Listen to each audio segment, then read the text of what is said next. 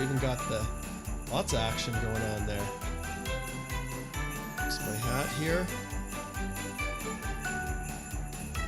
Yeah. All right, it's kind of goofy, I must admit.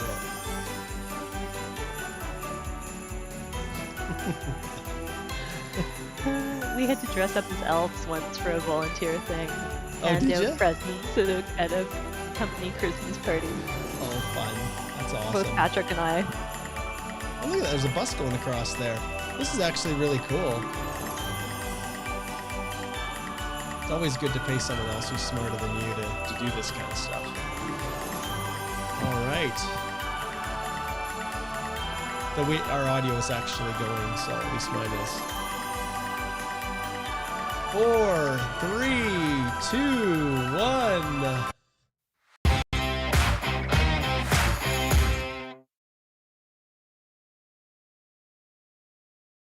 Planned.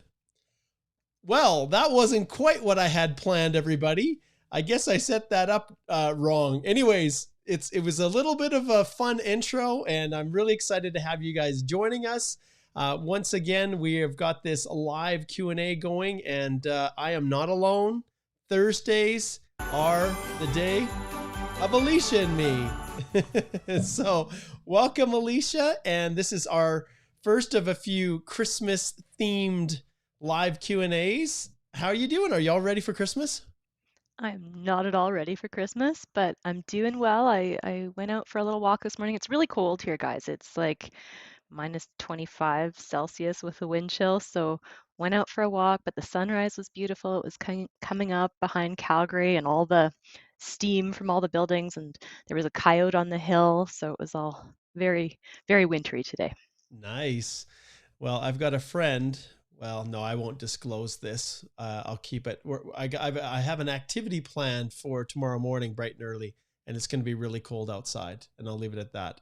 And so I'm going to be dressed up nice and warm, and we'll see how it goes. But yes, this is Canada. This is what we do. And, if you don't like the cold, then you probably should immigrate to Australia. That's pretty much it. So, and my brother knows because he is living in Brisbane right now as a Australian citizen. So, all right. So Divine, good to see you. Zakaria, good to see you. And please post where you're tuning in from. We love to give shout outs to everybody. And Alicia and I, we were going to talk about something. Let's see. I think it was one of the topics that we have. I'm going to pull up the link here so that we have it on the have it on our screen share when we go forward with it. I just got a bunch of citizenship appointment requests for some of our clients, Alicia. So it seems like they're virtual citizenship tests. So and then the actual finalization, they've even started the scheduling before they write the test. So it's always interesting to see in this world. Nothing is the same as we, it's always constantly changing, I guess is the best way to describe it. Okay, I'm just trying to find Tamara's email here. One of our awesome colleagues in Ottawa is really good at pulling up very interesting notifications and publications from immigration. And so we are going to talk to you guys about a change that you must be aware of. But let's see who we've got here tuning in, Alicia. Let's see. Let's go Can Official. Hello from the traditional territory of the Huron-Wendat, Haudenosaunee, and Anishinaabe, including Mississauga. Awesome. Welcome. And yet we've got Zakaria there as well. We've got Victor who's tuning in from Nigeria. Hope things are going well with you, Victor. Sam, g'day to you from Brisbane, right where my brother is. And we've got Fabio is over in Ontario. And hold off on your questions, guys, and we will get to all of those. I'll give you a shout out, Janik. You bet. Somewhere in this crazy world, trapped between final decision and last stage of the application and listening prayer, we shall overcome someday. Absolutely. Yeah, the last stage of the application. Yep. And many people are in that route. And I think you guys have seen how often we've pulled in comments from our past clients and people that we've done collaborative reviews for who have been sitting there. Mark, is it going to be my turn? Is it going to be my turn? How long should I start a new application? Well, every single one of them, like dominoes, have started to fall where they're getting their permanent residence. And if you guys watched the video that I did earlier this week on the economic and fiscal update from the federal government, which you should watch, it has they've allocated more funding to processing applications for this year coming up. And we also talked about the fact there was, well, $1.3 billion that have been attributed to dealing with the Afghan crisis. And my hope is that by using those funds to deal with that, they can pull back the resources that they cannibalized off of all of the other applications. So there'll be a double whammy effect. An adequate funding to deal with the Afghan crisis on its own, as well as an injection of cash to kind of pick things up for processing. So hopefully, Janik, you're not going to be stuck in this situation, but yeah, but know that we hear you and we're there for you.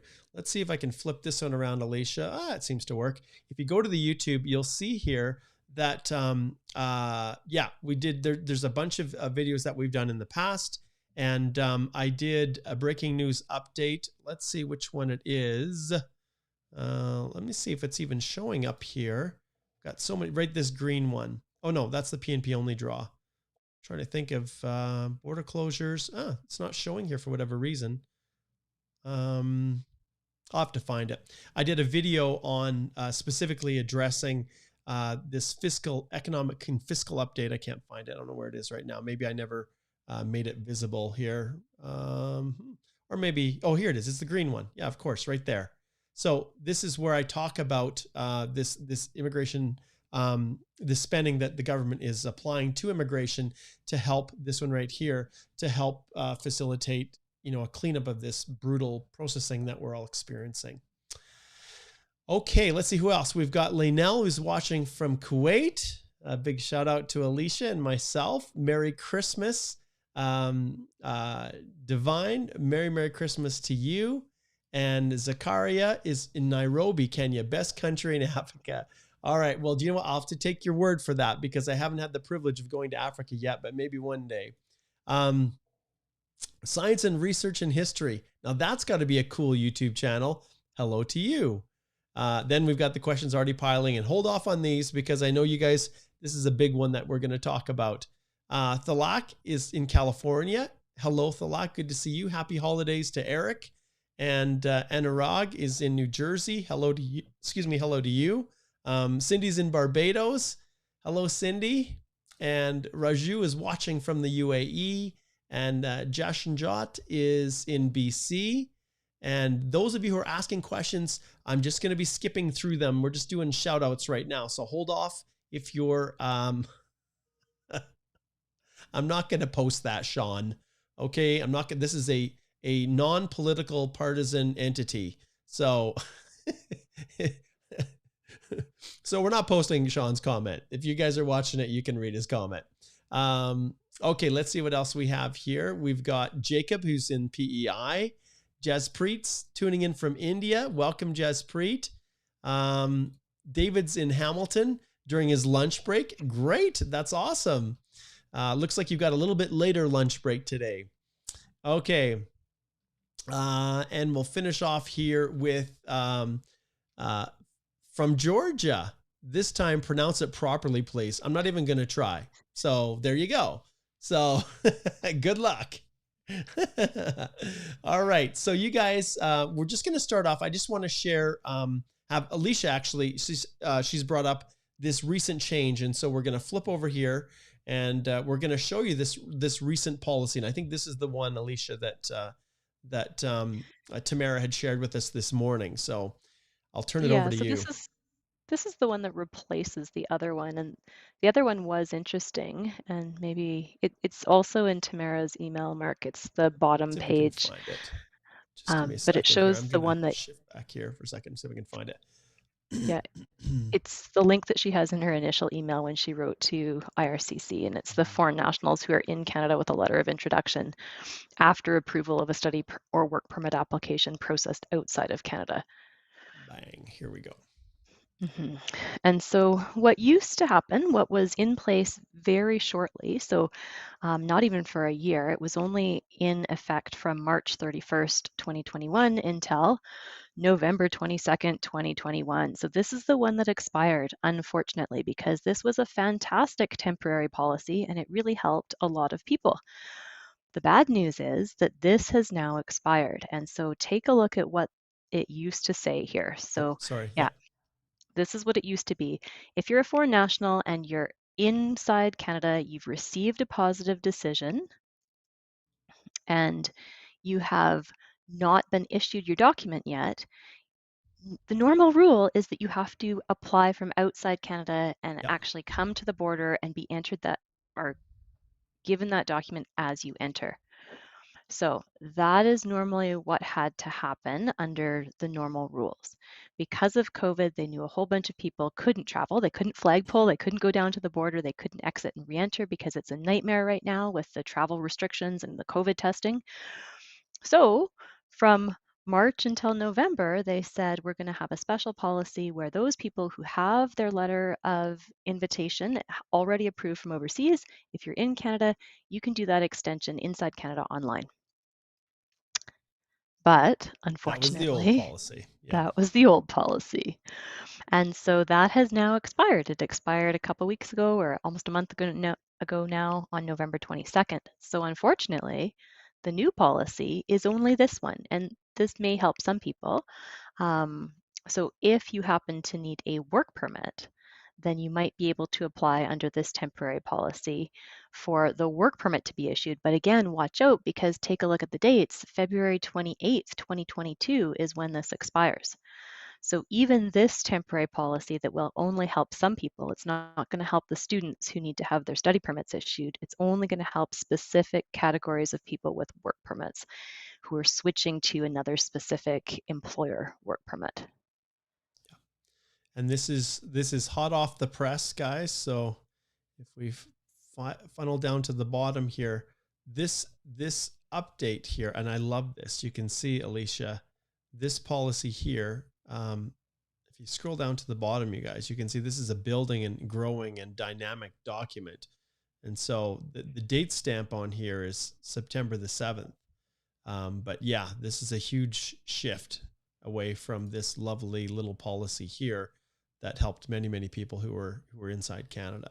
So, Yep. and with the virus and the Omicron and everything happening, there's been lots of rumblings about, border closures and things like that because of the, horrible infectious rate of the Omicron virus.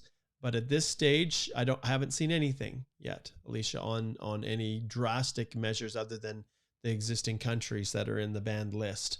So we will see how that all plays out with this current world that we're in, right?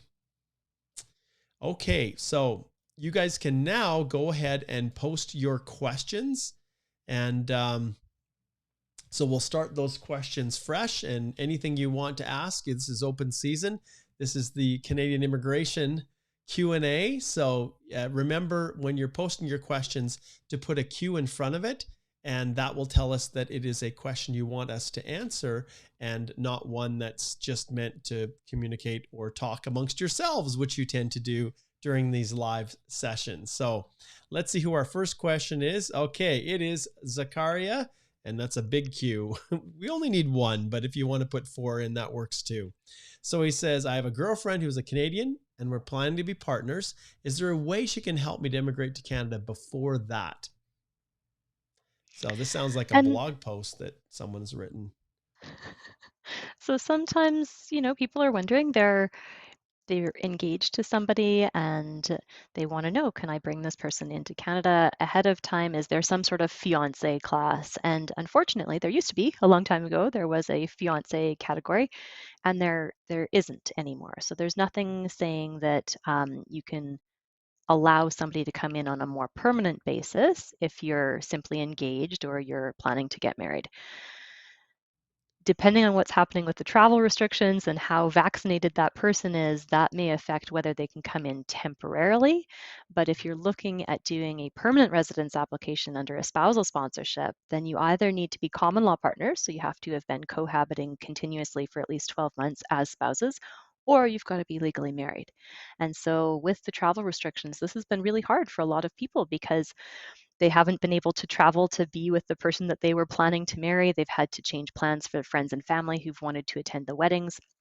So, depending on where you're living, it might be tricky to try to actually get legally married right now. In terms of what Canada recognizes as a legal marriage, it has to be a legal marriage in the place that it was performed. So, according to the laws in the jurisdiction where it occurs. Excellent. All right. Now, one thing you guys will notice that periodically we will have some visitors pop in from time to time. So don't let that distract you, because everybody is welcome here. It doesn't matter who you are, whether you are a snowman or whether you are Rudolph or even the jolly old St. Nicholas himself. So this is all about Christmas. This is all about the holidays, and this is supposed to be a fun one. So tune in for appearances periodically and don't get too scared. All right. This is a question I get a lot of. So Raj says, how long does it take for a PNP candidate to receive biometric requests after the EAPR? So what are your thoughts on that, Alicia? Yeah, and this is always tough because it depends on which PNP, so which province were you applying through. And then, of course, whether it was, there's two broad categories in those. Most of the permanent resident programs that have the PNP programs have either what's called a paper-based application, hi Rudolph, or they're going to have an express entry linked based application. So even though they don't have paper applications for a lot of them, now it's an online portal, there's a slower process through most of the PNPs. So if you've actually done it through the express entry PNP process, hopefully it's going to be a faster process because it's linked to your express entry application profile. But again, it's going to depend on what they're processing and where you're at in the backlog and how long ago you submitted that application. Okay, Hitesh says, hello, hi both. As per GCMS notes, TR to PR is on hold because of eligibility stage 2. In notes, the officer has requested relationship doc, but I never received it in GC key. Should I send the doc via the web form? So I think what's being asked is that there was a request, but there's no place to upload it. Now, with Hitesh, you have to understand in the TR to PR pathway, you actually have to go back into, like, once you've linked it to your profile, you need to go back in and actually view your submitted application. And when you click on view submitted application, then it pulls up a place where you can access it. And I've noticed, Alicia, with some of my clients that they don't know. And it's the link to view previously submitted applications is kind of hidden. And so you have to hit on that, open it up, and then that's the spot typically where it is. So I'm not sure, Hitesh, if that's the case. One thing I tell all of my clients, and I've got an urgent application review that I'm doing tomorrow afternoon, and I blocked off tomorrow, but this was an urgent thing that came up with one of the 4 consults I had this morning. But often, whenever there's an opportunity to submit anything to IRCC on your applications, especially TR to PR pathway, you want to make sure, darn sure, that you've gone through and that there's nothing else that could possibly be wrong in addition to whatever they're asking you to upload. And so I'll be honest, like relationship docs they're basically questioning whether or not your relationship, if it's a sponsorship and you're like, if it's a spousal, often those relationship docs are, they're to prove that whether or not they believe your relationship is genuine. And there's lots of people who reach the EAPR stage of whatever, or they've got their acknowledgement of receipt, and then they get married.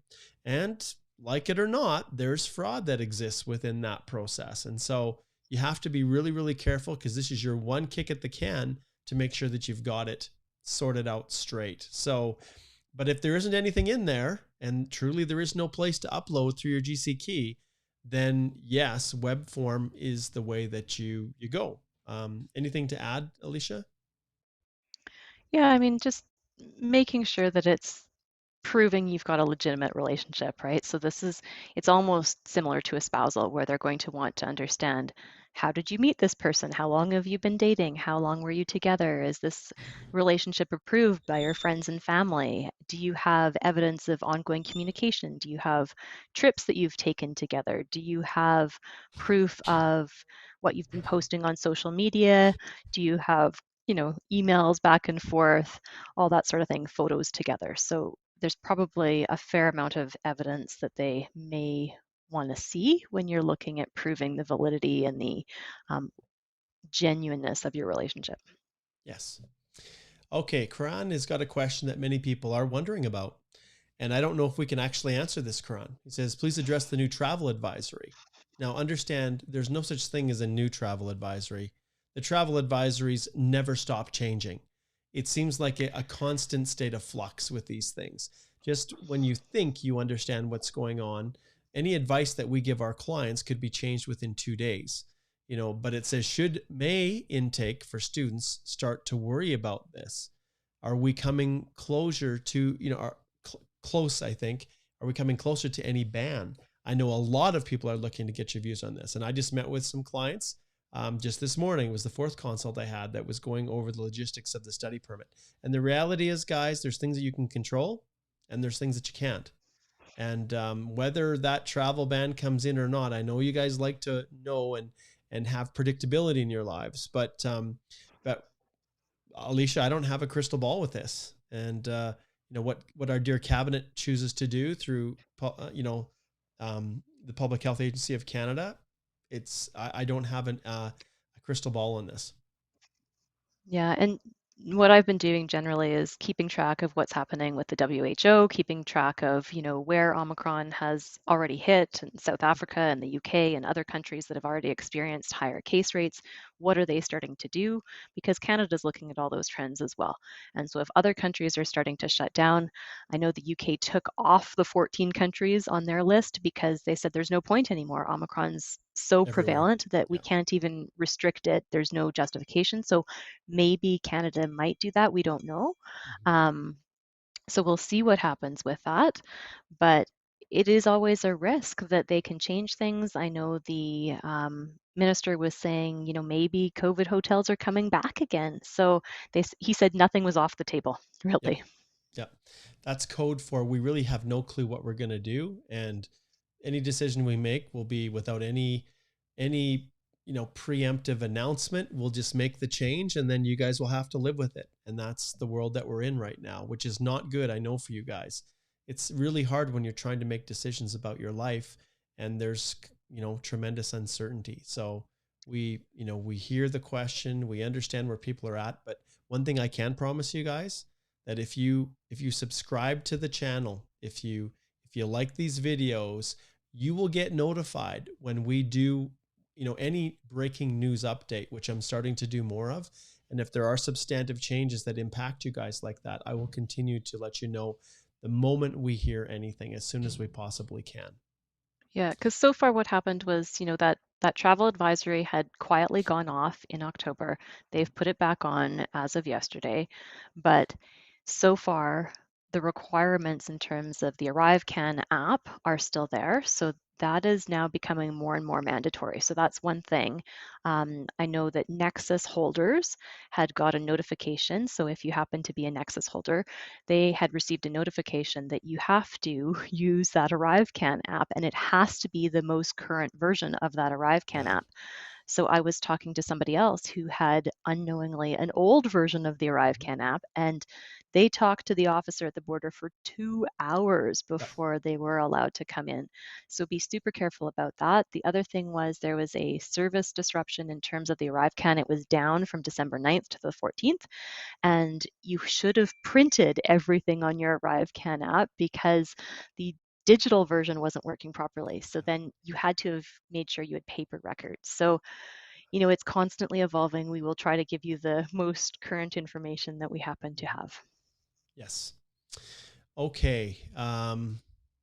Crystal ball. Next CEC draw. We can say whatever we want, Alicia, because the reality is we're not the ones making the decision. But pick a date. When do you think? We'll just and we'll see how close we actually are. So when do you think they would do another CEC draw? What do you think? I'm gonna hope first quarter of 2022. Oh, you got to come closer than that. You give us a month. Give us a month. What month do you think it would come in? All right, how about Valentine's Day? It'll be this lovely Mid-February. expression of we love the people who are in Canada and we want to help them out, right? Awesome. I'm gonna hope for that. That sounds like a plan. I am going to be even more adventurous, and I'm going to say January. I'm gonna go out on a limb and say, with this new cash injection of 85 million for processing, and with the borders still being uncertain, that they are going to, still continue to look inside and outside where possible, but at least go through this horrible backlog of FSW outlanders who have applications pending, but continue to rely on CECs in Canada. So I'm going to go out on a limb and say they're going to give a New Year's present and the beginning of January, at least another CEC draw, and maybe no program specified. But I'm going to shoot for January. So we'll see. We'll see. Okay. And you guys can hold us to that. So you remember that, and we'll see who's closest. By no means does that mean that's what's going to happen. But hey, our educated guess is as good as any. Okay. Canada says, can I declare my current country of residence in my citizen country? I'm currently living outside my home country as a worker. Is this a misrep? Okay. I'm not sure if they're saying that can they declare the current country of residence as their citizenship? I'm not quite sure what you're asking here, Canada. Can you make anything out of that, Alicia? No, I'm a bit confused. Um, so I mean, as long as you've got authorization to be outside of your home country, as long as you've got some sort of work authorization, that would be your country of residence, like where you're actually living, where you put your head on the pillow at night, is where you say that you are. But in terms of your citizenship, most people, there are some people who are stateless, but most people do have a country of citizenship. Normally, it's where you're born, not necessarily, but it really depends on the laws of, Mm-hmm. your citizenship. Yeah. Yeah. And that's interesting, Canada. I think I understand now what you're talking about. So when I asked for your current country of residence, you put your country of citizenship, even though you're living in a different country. The proper answer would be the country where you're at. Is that a misrepresentation? Well, how many times have we seen immigration find misrep when the way the question was worded was just really junky, and and it caused confusion. And so, I think it would be really cruel if they tried to find any kind of a misrep. But if you have not yet submitted your application, then I would definitely not put your country of citizenship if you're not currently living there. Put where Yeah. you're at right now. If it's Canada, And or if you're working in, the UAE, even though you may not have, any kind of official, even if, and it may be, Alicia, that Canada doesn't have valid legal status in that country. Well, that's an issue sometimes that comes up as well. But yeah, you're going to put where you're at. yeah, you still have to declare where you're physically resident or present. And so, if you've not declared that properly, it could potentially be a problem. You usually also have to declare your travel history and be honest with that too, Yeah, and work exactly. history. Yep.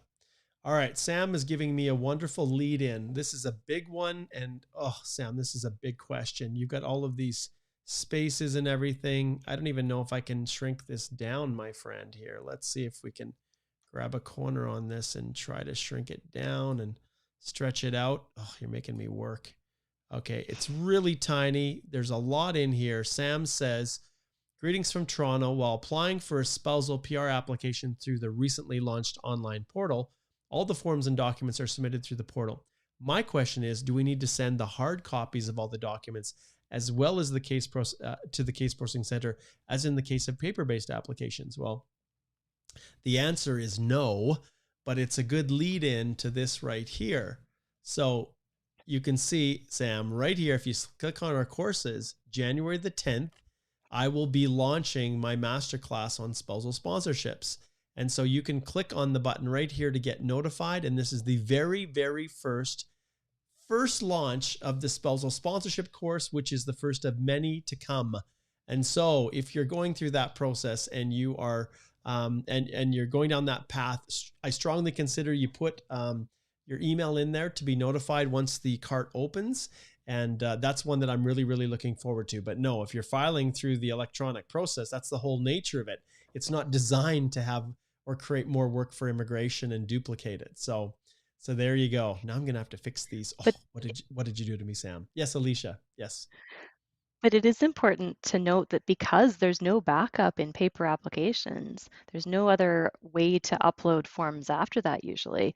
Everything that you want to have considered as part of that spousal application has to be uploaded as a supporting document. You label it, they have a naming convention in there and how they want you to label and name the documents that you upload. Mm-hmm. But it's your obligation then to cross-reference everything with the document checklist and make sure that all your proof of relationship, exactly how they want to see it, is all uploaded. Your photos, your, proof of cohabitation, your joint utility bills, all those things, they all need to be properly uploaded. You've got one chance to do it when you do that online application.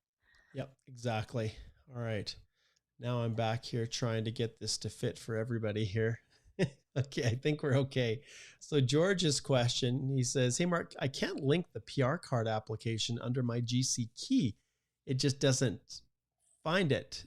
That is fine, right?" Yeah, it's not, that process isn't linked. So George is one of the last ones I was talking about, who was getting frustrated because he was wondering if he would ever become a PR with his family. And I'm so excited that, George, you are. And but yeah, don't stress about the PR card. And the GC key doesn't capture any processing or anything like that with that. So yeah, so I think we've got that covered. Okay. And then we've got, so remember to put Q's in front of your question. Chima, this is something we can't help you with. A registered IRCC member of Canadian Embassy can't help you with that, my friend. You're going to have to Google consultants. Alicia and I are immigration lawyers. Okay. Rayed says, "I was asked to submit a Schedule A for me and my wife." Right here. Actually, that's not loud enough. Let me turn this up, okay?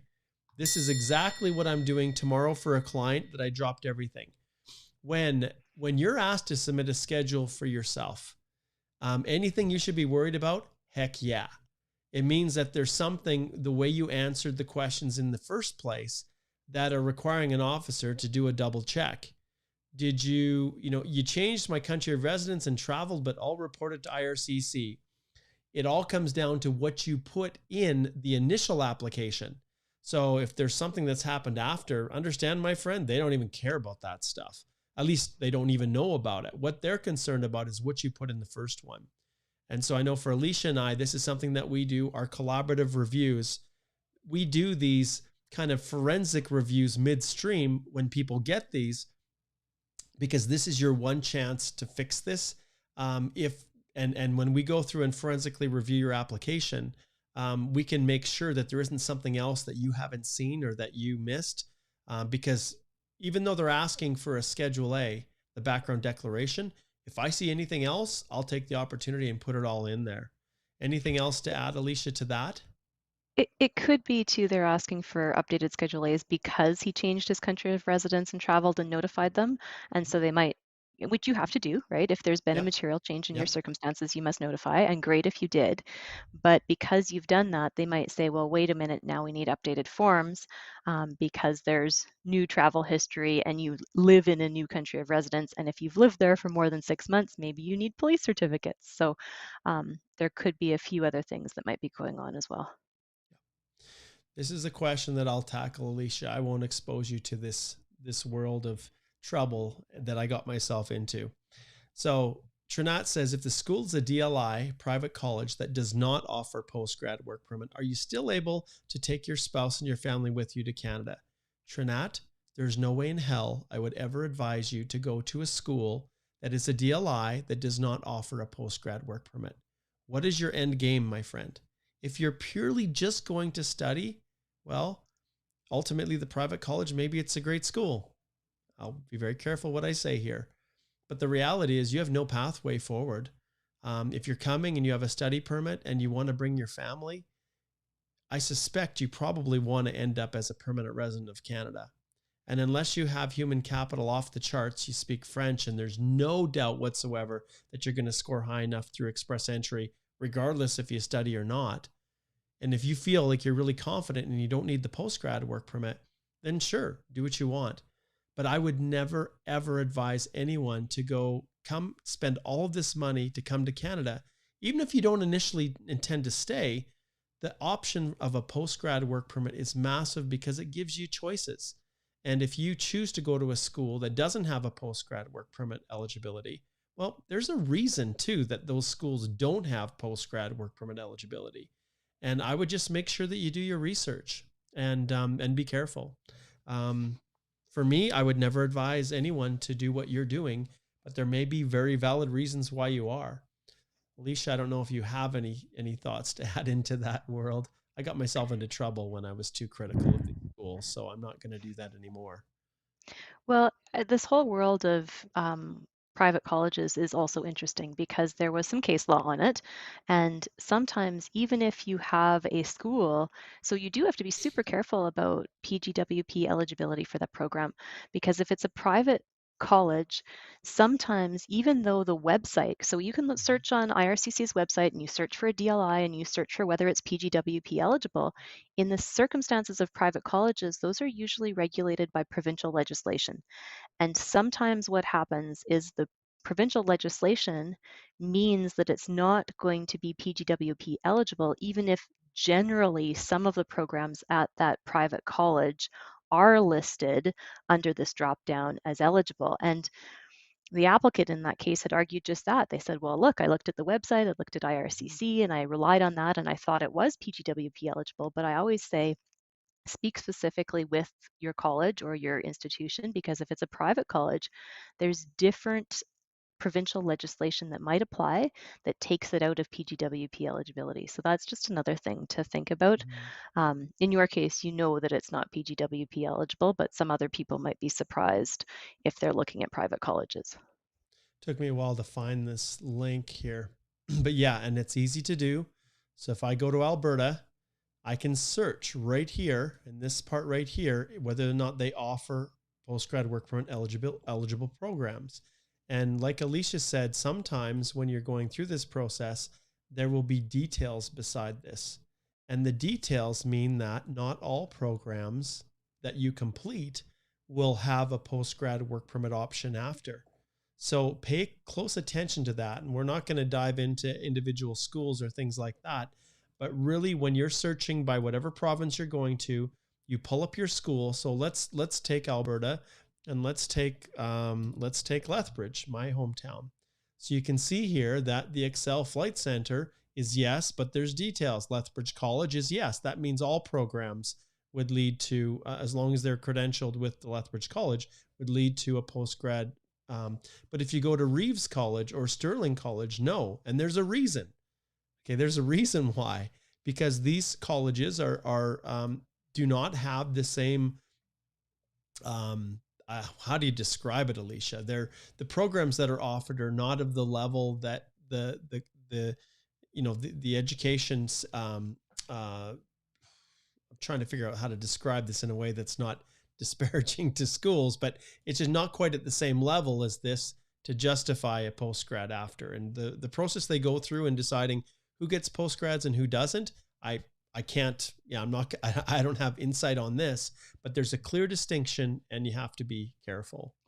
Yeah, and even in addition to that, even if it does say yes, for some schools, and normally it's not public institutions, normally it's private colleges, Private. for some schools that do say yes, you still need to check with that private college very specifically to make sure that that program, even if it says it is postgrad work permit eligible on the website for IRCC, that you check with that college very specifically and you check with the provincial legislation that has created that private college to make sure that it's still PGWP eligible. So there's a more due diligence involved. Yeah, absolutely. So be careful, Trinat, be careful. And as always, if you want, you guys, I think we've talked about this a lot, but if you guys would like extra assistance, and I will, if we hear this bell being rung, I want you to go over here, click on Speak to a Lawyer, and book a consult. And, the consults that I had with people today were hugely important for them, because in that short period of time, I was able to push them down the right path, or tell them that the path they were going down just wasn't going to work.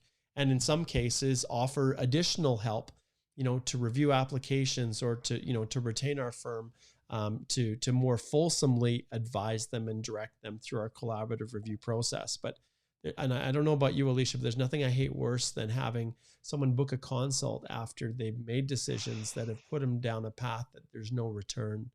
And there's nothing more heartbreaking for us than to tell someone that, look, we're sorry. If you would have come a year ago, there would have been something to do, but there really isn't anything that we can do to help you. And when do they usually contact us, Alicia? It's after they've exhausted all their avenues. And boy, do I wish they would consider us the first option for that little 25-minute consult. It can make all the difference for people. And let's face it, lots of people do not retain us to do collaborative reviews because of the stage in the process in which they're at. And some haven't yet decided what they're going to do. And that little consult allows us to point them in the right direction so they can actually manage their life plans. Okay, this is an interesting one. Raj says, is it true IRCC does look at PR application? I think doesn't look at PR application until you get the biometric request. Any thoughts on that one, Alicia? Yeah, so I mean, we can discuss the completeness check, right? So that's one thing that normally happens. It looks like it might be an express entry application. It's a bit hard to tell what kind of Yeah. PR application. There's a different process usually for the spousals than there are for the express entry or economic streams. But usually, once the officer gets that file, and it's going to depend. Mark's been talking about the Chinook system in terms of how much they're going to roll that out for permanent residence applications. So far, it seems to be temporary residence applications. But there is a way for the initial person who sees that file to look at the file and see if it's complete. And so, under Regulation 10, there's certain parameters that make it a complete application at law. And if it is not a complete application at law, then that officer is going to kick that file right back and return it. And probably you lose your fees and you have to start all over from the beginning. But if it is complete, then the next thing usually that they do is they start looking for biometrics, medical requests. Yep, exactly. And in the context of express entry, I think because it's so honed and it's like a well-oiled machine, when it comes to the issuance of biometrics, there's always a human element to anything within the EAPR portion. So when you're filling it in and you're submitting it, the profile, no human looks at it. No human determines whether or not to give you an ITA. It's entirely based on computer algorithm and how you answer the questions and the points that are spit out. And are you above or below the pass mark? Once you submit your APR, there is a human going through that process for the completeness check. And in the early days, before the pandemic, these biometric requests would come like 2 days after you filed it. Now, they're not coming 2 days after you file it. It's later. So Alicia and I don't have an inside view of exactly how the whole process works. We go by our experience, what we talk with immigration officers, but there has to be a live person at some point in time kicking that out just because of the delays that it's now taking to get the biometric requests. So, how much of it's just a box click, or whether there's something substantively more, I'm not sure. But yeah, it's ultimately, it's one of these questions where Raj, what do I call it? IDRM. It doesn't really matter. Yeah. So, but I know you guys like to know all the ins and outs of everything. So, Alicia, any extra thoughts on that one? No, I mean, it does make sense to be concerned about how long it's going to take for biometrics, because maybe you're looking at trying to book a biometrics appointment and it might be months out depending on where you're living. So be proactive and get an idea of how long those biometrics appointments are taking. You bet. Okay. Tanya, I'm not sure how much we can help Tanya here, but she says, January the 21st, FSW Outland, India. Applied for GCMS twice in July and then in October. Haven't got any reverts so far. Should I reapply? Also, max how long to passport request? So, anytime anyone asks us about processing times, guess where we go? Nope, we don't go to book a consult. That isn't going to be nearly as effective as just IRCC processing times. And then this is the first place that we go. Obviously, in our experience, we know things are slow in India. There is a reason why, if you look down to the bottom here, this was last updated in September. Other ones have been updated in November. And so you can watch that modified date as an indicator. But like every one of these, you can see right here, if immigration doesn't have the ability to give accurate processing times, I can tell you it's impossible for us because they're all over the map. There is no consistency. And when we go here and we select economic immigration, then we scroll down and we choose the Canadian experience class. We could choose that. Let me just see here what our options are here. Economic, and yeah, we'll go federal skilled worker here. Got my mic in my way here when I'm talking. And then have you applied before? So I have not applied. I already applied. So when you click this, it still shows 6 months, which you guys all know this is not the case. The reality is they just haven't updated it. And so in our experience, things are moving slow. We have, Tanya, I did the video just a while back. And let's see, I think this is the entire list. I'm looking for my black one here. This one here, breaking news. So that was about a month ago. And this individual here was in the US and his spouse was in India, and they filed December 2019. And so they're quite a ways, ahead of you if you filed January. So almost over a year. And the reality is they just last month got their passport request. So it's going to take time. The only thing we can advise people is just to hang in there. All right, let's see who is next here. There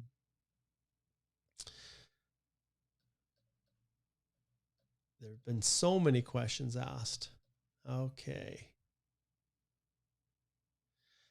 here we're getting into some good ones. Let's see. You guys duplicate your questions and then I miss things. Okay. Ryad also says, at what stage does IRCC request Schedule A during or after eligibility? I think this one, Ryad, I can answer this one quickly and we can move on. They don't. They only request it if you've made a mistake. So if it's included in your original application, if it's like the TR to PR pathway, then the only reason they're asking for you to provide an update is because they got a problem with it. Likewise with express entry, if you're requested to provide that, it's usually because there's an issue or something wrong with the application. Maybe you've got a new dependent you're adding in. Maybe, there was something that was incomplete or inconsistent in what you put in, but that is the time to take things super, super seriously. Okay, let's see here.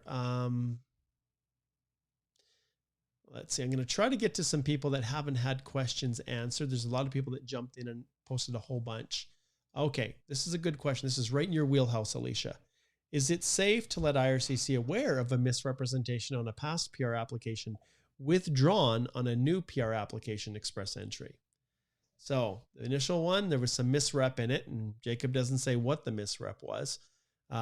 Requested that it be withdrawn, and now he's filing a new PR through express entry. Do you let them know? In my previous one I submitted, it had some misrep in it. What are your thoughts on that? It's a good question. It is a good question. And I can't answer it specifically because I just don't know what your circumstances are. And I would always say if it's a misrep possible issue, then definitely talk to me and give me all the details, because it's not professional for me to give advice if I don't understand the circumstances of your case. So it's really important to understand exactly what happened and why. On a general basis, in terms of anything that's misrep, you have an obligation to tell the truth. And immigration is going to have notes, and depending on how long ago you've submitted this application, they have it all in their system already. And so if they're asking you something and you're saying something that's inconsistent later, they're probably going to know. And it is important to always tell the truth. And so if you have an explanation for what went on and why, then, it's probably important to speak to a lawyer and figure out how you're going to respond or how you're going to address that issue, because Yeah, it could be serious or problematic. absolutely. And I just will refer everyone back right here to this one, our scary Halloween themed episode, Misrepresentation. Like, I'm shocked. There's only been 4,000 people that have watched this. If you guys have not watched this video and just watch the beginning, it's a long one. We spent an hour and a half doing this one. But at the beginning, that's where we talk about the real scary part of misrep. But you guys want to go over there and you want to watch this one if you haven't, because I'll tell you, this is one of the most important videos I think that we've done in a very, very long time. So if you haven't, go over there and check it out, and it will talk in more detail, Jacob, about really, what the nature of your question. And like Alicia said, we just don't have enough information to be able to tell you do this or do that. And anytime you guys ask, what should I do? That's really delves into the area of legal advice. And that's why we ring the bell and tell you guys to slide over here and book a consult with Alicia right here. And the links below allow you to do that. Okay, we are cruising along here and our time is just about up. I can't believe how fast this has gone. Okay, let's get a couple more questions here. And remember those. Merry Christmas to you, Mimo. Okay, and I'm looking for the ones that have Qs. Okay. Janek's got a question. Once again, that's an internal department question, which we can't answer. So he says, why are CEC applications, approved applications, put on hold because of spouses in overseas, but TR to PR pathway are being processed even if spouses are outland? Janek, that's an experience that's being expressed by some people, but there is no policy with that. They are not just not processing CECs, but are processing TR to PR pathway. I think there is no policy. Some people may be feeling this, but I'm not aware of any policy that immigration is, because it makes no sense, right? That's an illogical thing that I don't know where you heard that, Janek. Okay. I think we already addressed this one, Karen, for you. Yeah, we already addressed that one. And then we talked about CEC draws. Mahakpreet says, what are the chances of another CEC draw? We've talked about that. My CRS points are 430, or should I start looking for PNP options? We've seen the scores, right? If they do a bunch of CEC draws, Mahakpreet, then it's possible it could go down below 430. We've seen that, right? If they do a bunch of them consecutively, eventually that pool is going to be flushed out. And so it's possible. But yeah, we've laid down our suggestions. I said January is a New Year's present, and Alicia said a Valentine's present mid-February. So we'll see how that plays out. Okay, Fabio was once again, I love the program questions. What are the chances of IRCC launching new programs similar to the postgrad work permit extension released earlier this year to give legal status to workers with expired work permits since they have labor shortage?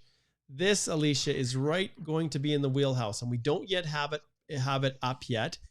Igor is our web poster person, and at least I don't believe it is up yet.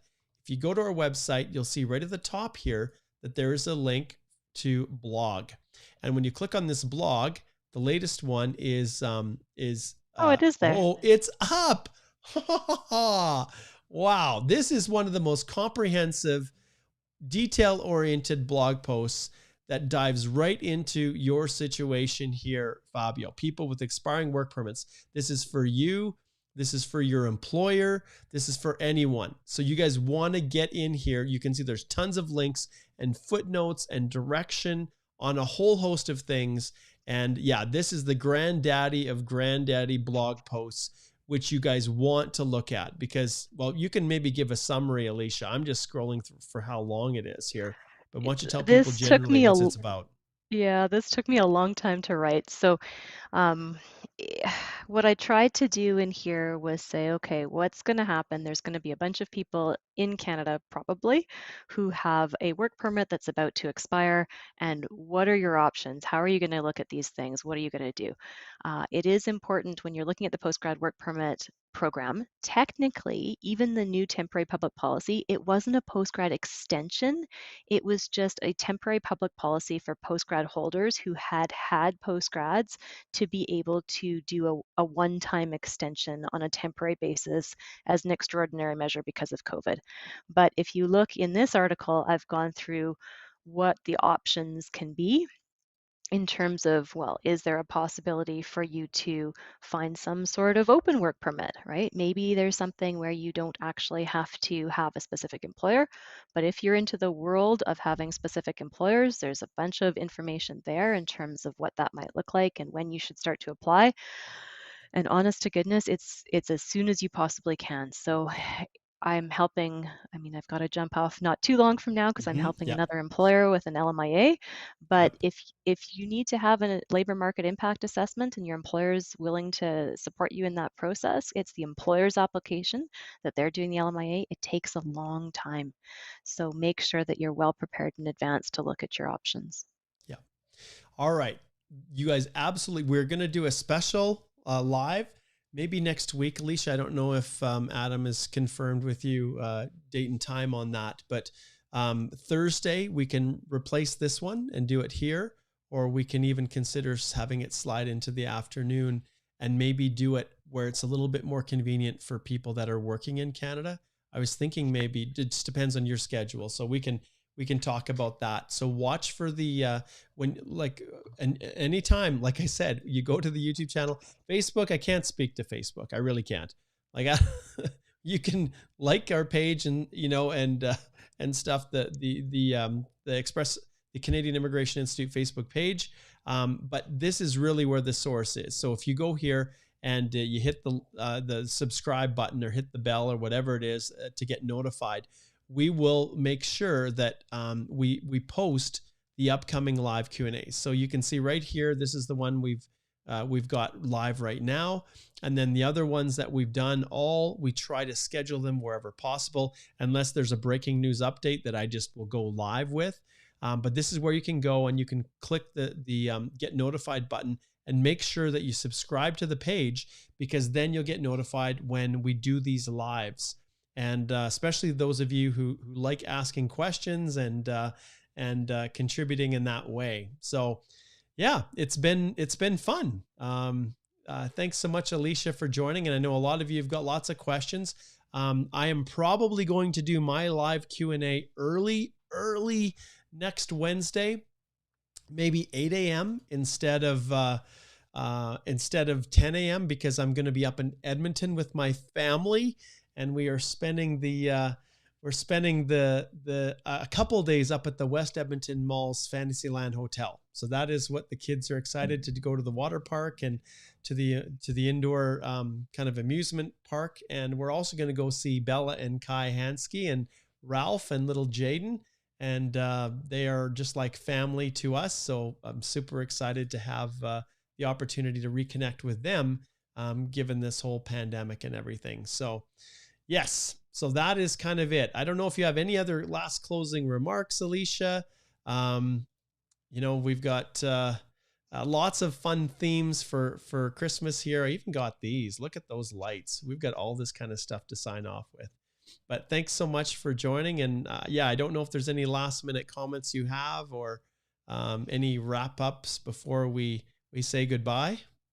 Well, I just encourage you to go over, do some pre-reading for the session that we're going to do on that article. So that new blog post, it was 7 typed pages on Yeah, Word it is. document. So it's a big, Yeah, long article with lots of yeah. links. So, if you are thinking about what the future may hold for you, then I'd encourage you to be proactive. I've done that as an informative resource to really try to help people Yeah. so that they're not stuck. You guys have to appreciate the time that Alicia put into this. And yeah. And you know what? Like the last little thing I'll finish off with is there's a lot of consults I have with people who've booked consults, who've already retained other counsel and then contact us for second opinions. Guys, If you want to reach out, do it early on. And yeah, we're here to help. And it's far easier for us to help and work with issues if you reach out to us early on. And that's why we're here. All right. Thanks so much. And maybe we'll end off with a nice little send off. See you later, guys.